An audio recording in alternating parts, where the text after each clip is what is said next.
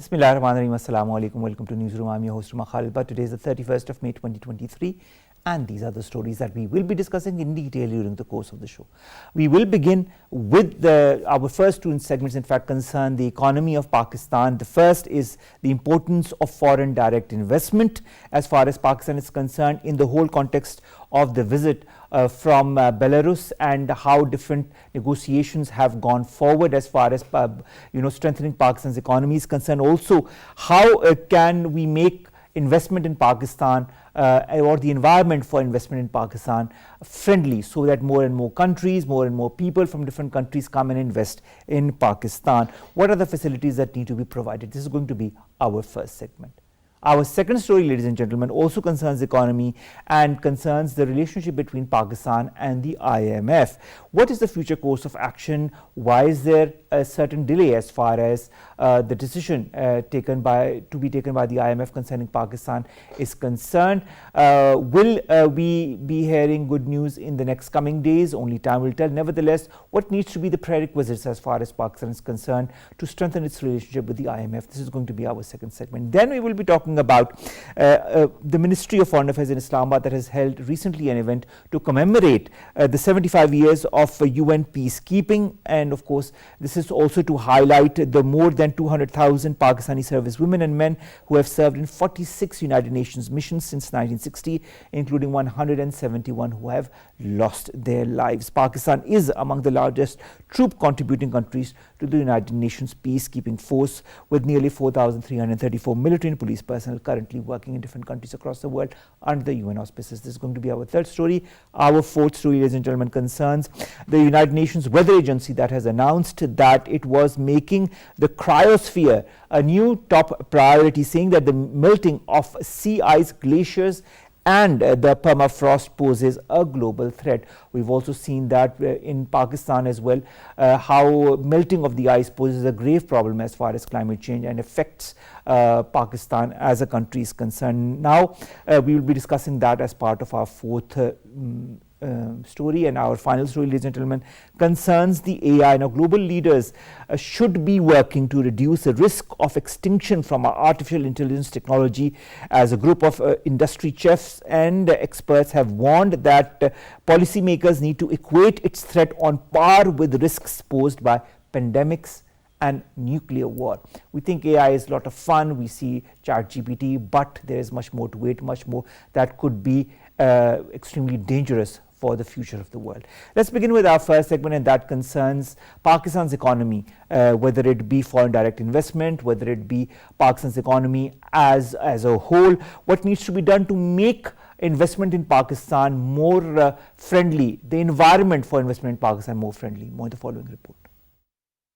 Pakistan is navigating a challenging economic situation as the country grapples with impact of Ukraine war, climate ravages and global economic recession upon domestic economy. PDM government is trying to boost foreign direct investment and resume the stalled IMF program in order to address falling the reserves and ease the balance of payment crisis. The government of Pakistan has taken tough measures, including increasing taxes and energy prices, cut back on subsidies and allowing its currency to weaken so as to gain macroeconomic stability. The government is also trying to catalyze financing from other sources, such as Pakistan and Belarus have aspired to build a comprehensive and mutually beneficial partnership that contributes to the prosperity and well-being of the people of both the countries. The long-term goals for Pakistan-Belarus partnership include strengthening economic ties, expanding trade and commerce, and fostering scientific collaboration. Pakistan has a liberal foreign investment policy that allows 100% profit repatriation, making the return on investment of foreign investors more attractive. Foreign direct investment provides access to capital, technology and markets. It also exposes our industrial sector to competition from abroad in a phased manner. Government's efforts to stabilize the economy are producing lucrative results,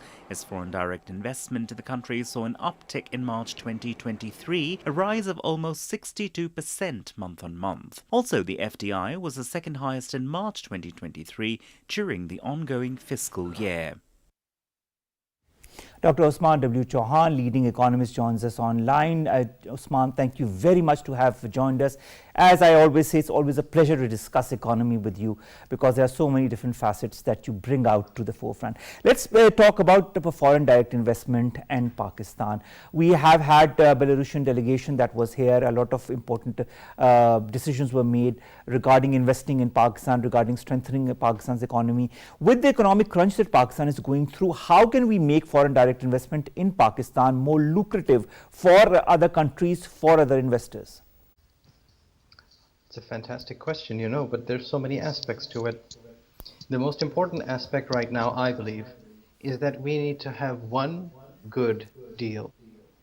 One good deal means that you have to have one flagship deal that lays out a quality, reliable, consistent deal that opens the deal flow for other things. Once you have one good deal of a large scale with a credible counterparty and we live up to our obligation on it, then you will start to see a huge flow through. It wouldn't be a trickle, it would be a huge flow through.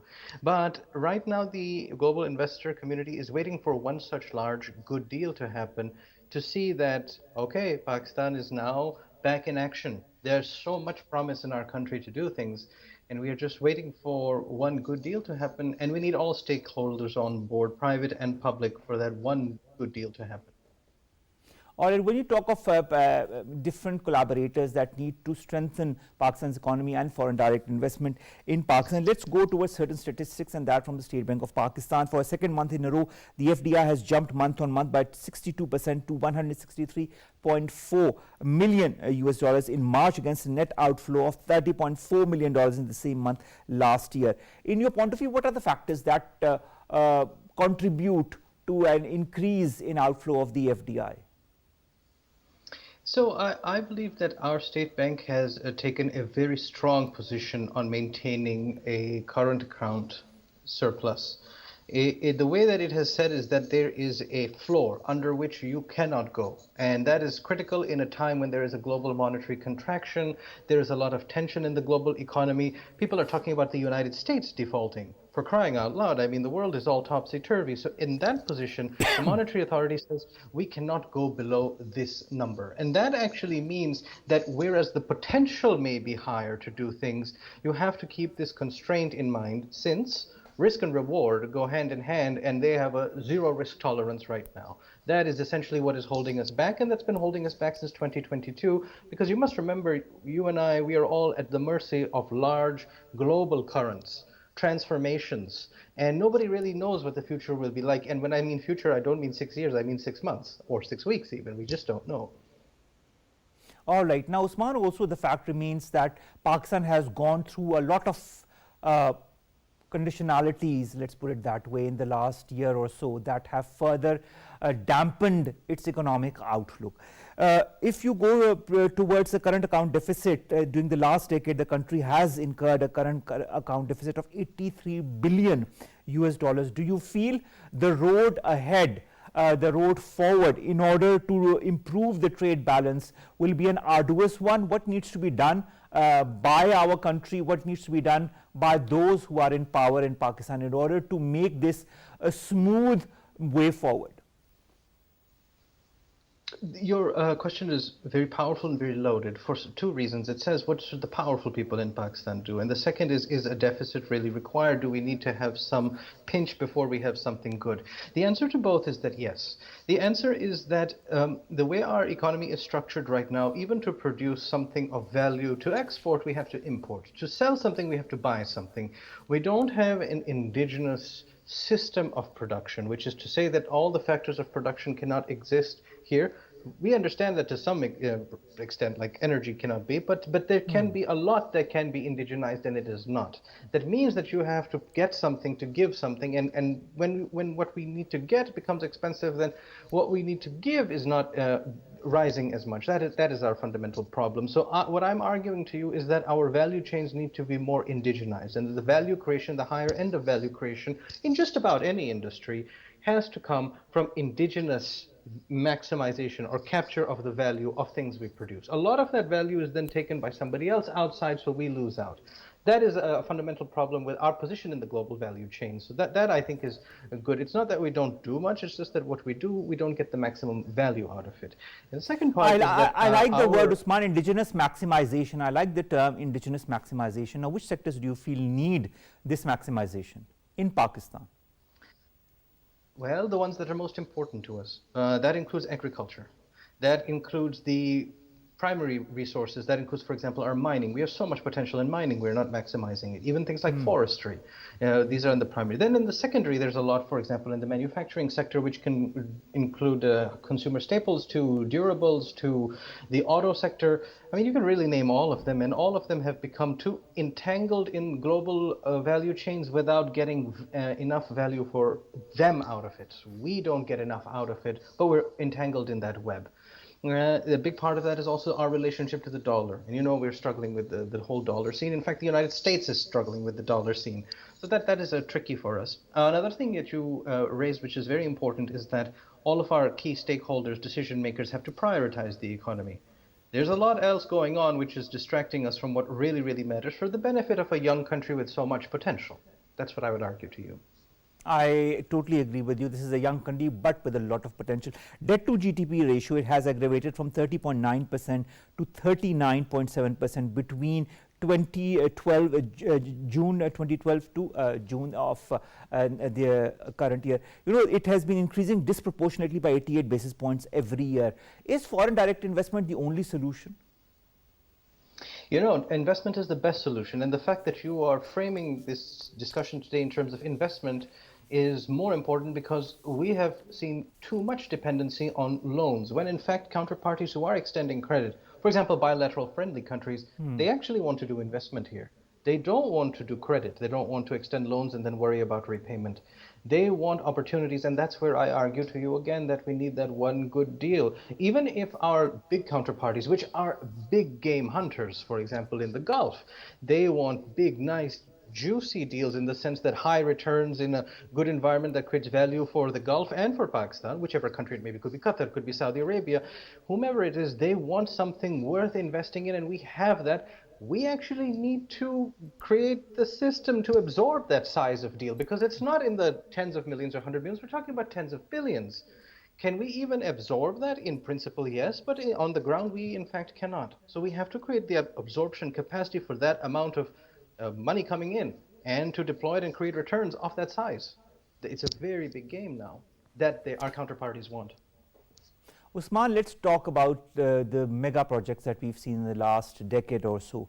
The long-term financing for export-oriented projects, 2006-2007, China-Pakistan Atomic Corridor starting from around 2015, the temporary economic refinance facility in 2021. Are these projects enough? What more needs to be done? What more initiatives need to be introduced, in your point of view, as somebody who understands economy, to incentivize foreign investors?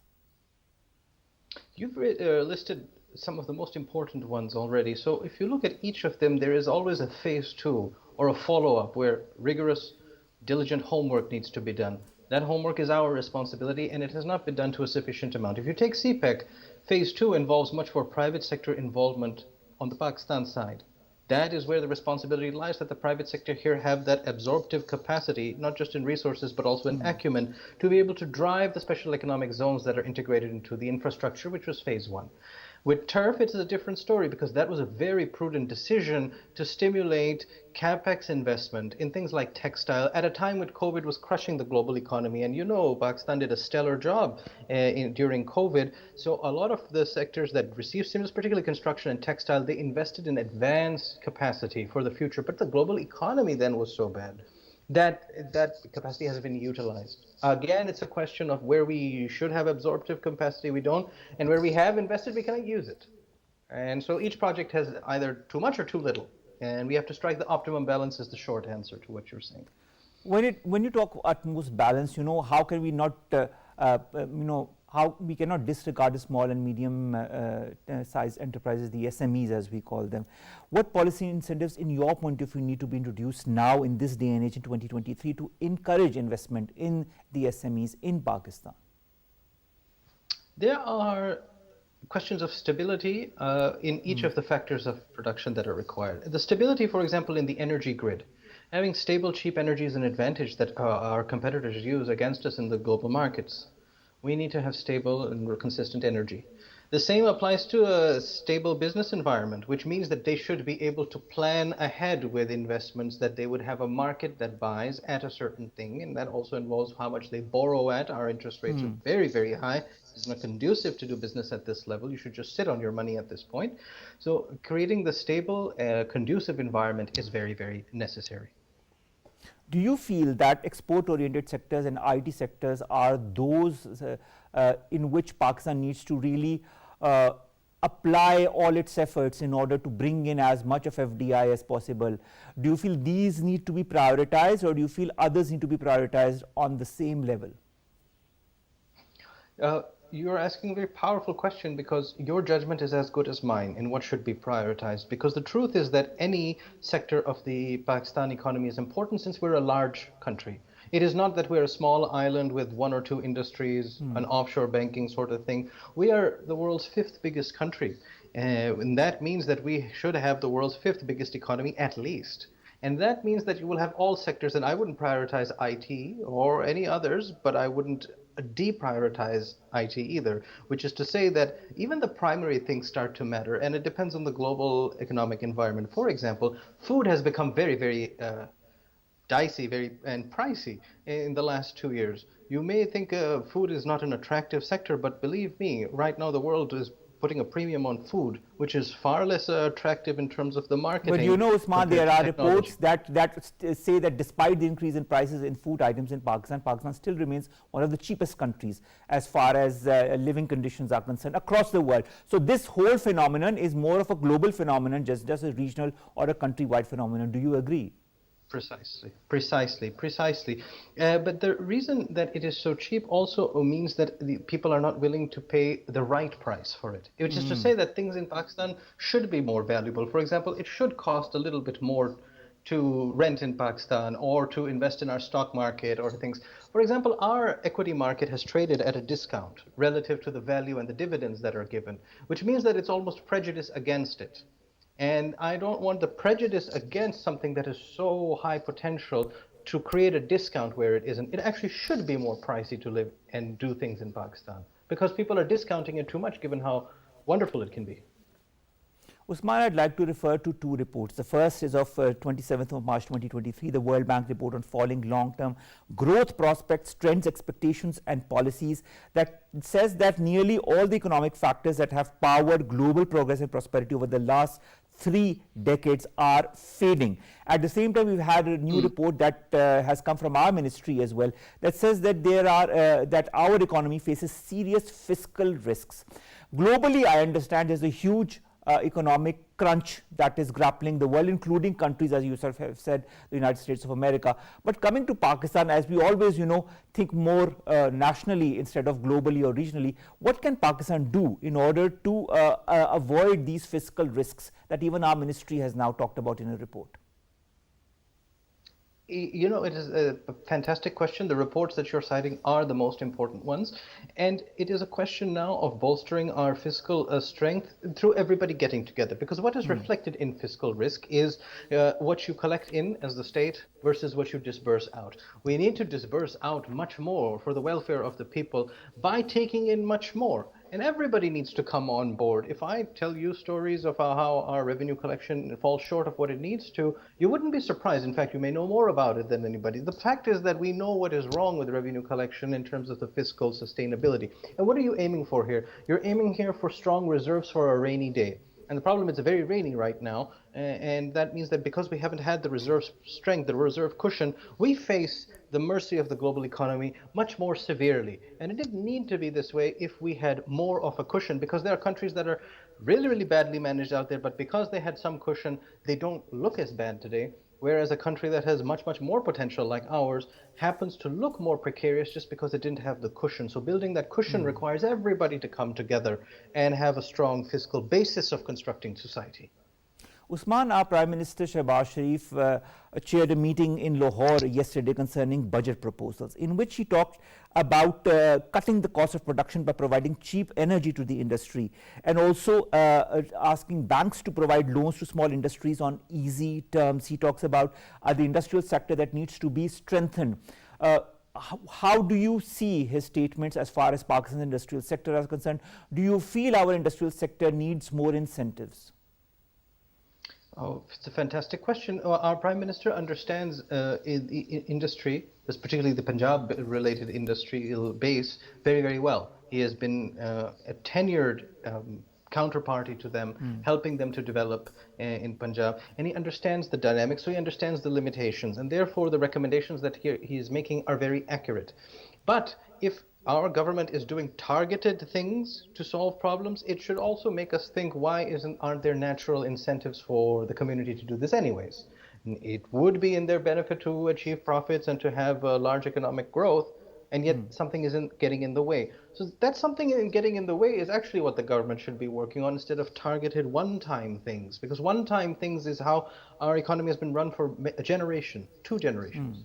And that's not a good way to deal with things. Usman, I'd also refer to what Ishaq Dar Sahab, who our finance minister recently said. He said the current government has introduced a number of policy initiatives to bring stability and growth in the economy.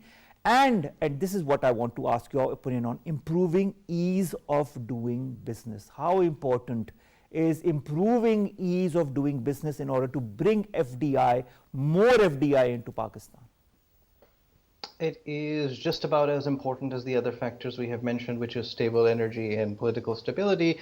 Having ease of doing business means that you and I can shake hands and start a business tomorrow. That is the goal we're looking for, and we should be able to do it. There are countries that do that. They allow for it. They even make, bubble societies where they, like special economic zones, where these things can be done outside of the legal systems, outside of whatever system. So they prioritize ease of doing business to such an extent that they will even bypass their own systems to make sure business happens successfully and stably. And that is what we should be aiming for. So when our finance minister lays emphasis on that, I believe he is laying the correct emphasis. Usman, our ministry's economic advisors wing has taken out a report that I also mentioned a couple of minutes back as well, in which they mentioned certain downside risks of supply disruptions, inflationary pressures, synchronized policies, high base effect that continue to prevail. How can one counter this and at the same time make Pakistan a more interesting avenue to invest in? The limitations that you've mentioned from that report are indeed very severe, including things like a high base effect, but also things like inflation. But if you ask for my personal forecast, and this is not financial advice, but just my personal forecast, I think things are going to get better, not just for Pakistan, but for the rest of the world, starting at the end of this year. What we have gone through is basically the second aftershock of COVID. COVID seems like it happened a century ago, but in fact, COVID paralyzed everything, and the jump-started economy after that was very lopsided. We're still dealing with the convulsions of that. These convulsions will begin to abate and recede, which allows for more stable long-term trajectories in economic growth to be achieved. So I'm not so worried about things like a high base effect, nor am I so worried about inflation in the longer run, because what we are seeing are distortions of a previous epoch in its aftershocks today. So I think we should have an optimistic outlook, as you always do as well, towards the economy going forward. I think that's what we need as well, a good outlook, positive outlook. And I think that, with a positive outlook, with an optimistic outlook like myself, you yourself, Usman, have, I think that is the basis for moving forward. There you can always look at the glass half full or half empty. It is how you move forward with that changes your whole outlook of how to strengthen your country and your country's economy. Thank you so very much, Usman, to have joined us and of course talked as candidly as you could about different factors concerning FDI in Pakistan, and that is of course extremely important amongst other factors concerning our economy. Let's come to another factor that of course concerns our economy and the current situation that we are in. That concerns our relationship with the IMF. It has had its ups, it has its downs, but recently we are waiting for IMF to give us the nod.